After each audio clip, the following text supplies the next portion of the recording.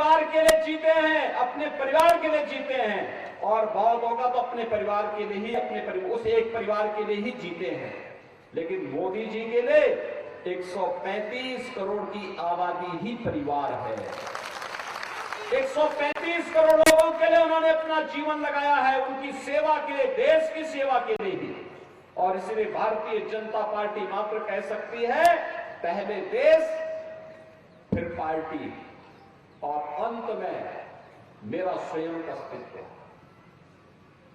कोई भारतीय जनता पार्टी का कार्यकर्ता यह नहीं कह सकता है कि पहले मैं और फिर देश, कभी नहीं कहता।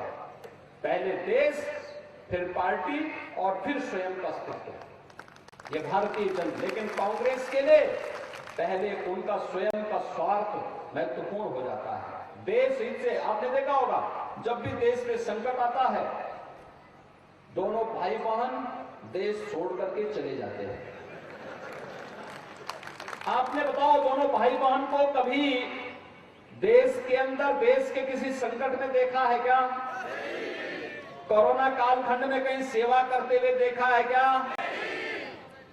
कहीं किसी महत्वपूर्ण राष्ट्रीय मुद्दे पर कभी देश के साथ खड़े होते हुए देखा है क्या? भाइयों बहनों, विगत चुनाव में यहां पर कोई चूक जरूर हुई होगी। कांग्रेस का प्रत्याशी जीता, परिणाम क्या रहा? वे 10 वर्षों से विधायक रहते हुए कभी सक्रिय नहीं रहे, और अंततः क्या हुआ आप सोचिए तो, ठाकुर जयराम जी के नेतृत्व में सरकार बन गई और प्रोफेसर राम कुमार जी सक्रिय रहे, तो विकास की योजनाओं को लेके आते रहे, यहां लोगों के हित में काम करते रहे। हारने के बाद भी विधानसभा क्षेत्र में सक्रिय रह करके जनता जनार्दन की सेवा करते रहे, विकास की योजनाओं को लेके आते रहे।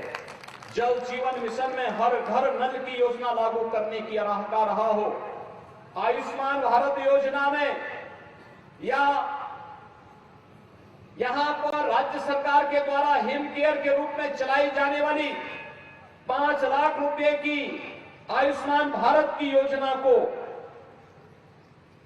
हर पीड़ित परिवार तक पहुंचाने का कार्य रहा हो, कोरोना कालखंड में सेवा का रहा हो, या बल्क ड्रग पार्क की स्थापना करने के लिए अपने स्तर पर किए जाने वाले प्रयास का, हर एक स्तर पर सक्रिय रहकर के उन्होंने काम किया, और उनके कार्य आज यहां पर बोल भी रहे हैं, आपका उत्साह बोल भी रहा है। और इसीलिए जब मुझे ये बताया गया कि मेरा कल कार्यक्रम था हिमाचल में, लेकिन मुझे कहा गया कि नहीं, एक दिन और समय आप दे देते तो मैं वाराणसी से सीधे यहां आया है। मैं वाराणसी में था, कल वाराणसी में था, आज वाराणसी में देव दीपावली है। काशी दुनिया की सबसे प्राचीन नगरी है, और भाइयों बहनों, काशी अविनाशी है, भगवान शिव के डमरू में विराजमान है, और काशी के बारे में हर व्यक्ति जानता है कि काशी का अपना महत्व है। विदेशी आक्रांताओं ने भले ही काशी में भगवान विश्वनाथ मंदिर को पवित्र किया हो, लेकिन महाराजा रणजीत सिंह ने जाकर के भगवान विश्वनाथ मंदिर को स्वर्ण मंडित कराने का काम किया था। यह है भारत की परंपरा। प्रधानमंत्री मोदी जी ने गुरु गोविंद सिंह जी महाराज के उन 4 शहीद पुत्रों को बाल दिवस के रूप में सम्मान देने का काम भी किया है। यह है भारत की परंपरा।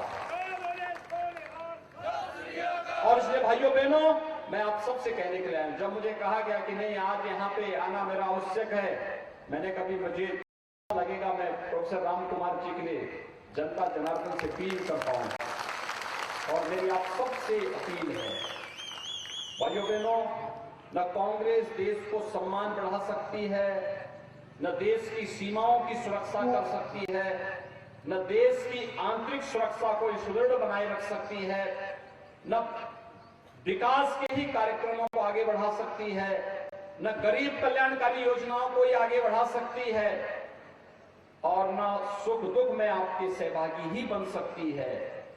तो कांग्रेस का हाथ माफियाओं के साथ है। तो भाइयों बहनों, मैं आप सबसे अपील करूंगा कि कांग्रेस का साथ आप कतई मत दीजिए।